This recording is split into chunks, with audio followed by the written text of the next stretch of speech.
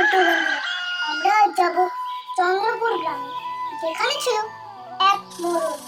তিনি ছিলেন অনেক বুদ্ধিমান। একদিন দুজন লোক এলো।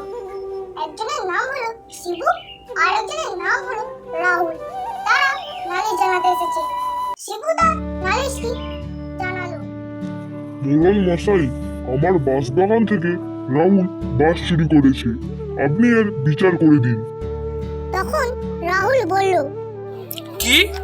আমি তোর বাঁশবাগান থেকে বাঁশ চুরি করেছি? বাঁশটা পড়েছিল, তাই আমি বাঁশটা নিয়ে এসেছি। মোড়ল মশাই, আমি কি বাঁশটা চুরি করেছি কি? থামো রাহুল, তুমি আজ সেই বাঁশটিকে রেখে আসবে। আমি কাল বাঁশবাগানে যাব। সেই মতেই বাসটিকে রাখা হলো। পরের দিন তিনজন এলো, আর তখন মোড়ল মশাই বললেন, হে বাঁশ, তুমি যদি স্বেচ্ছায় পড়ে থাকো তাহলে আবার তুমি স্বেচ্ছায় ফিরে যাও, না হলে আমি মনে করব যে এটা রাহুলই করেছে।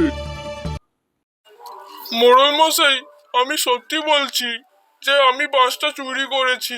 আমায় ক্ষমা করে দিন।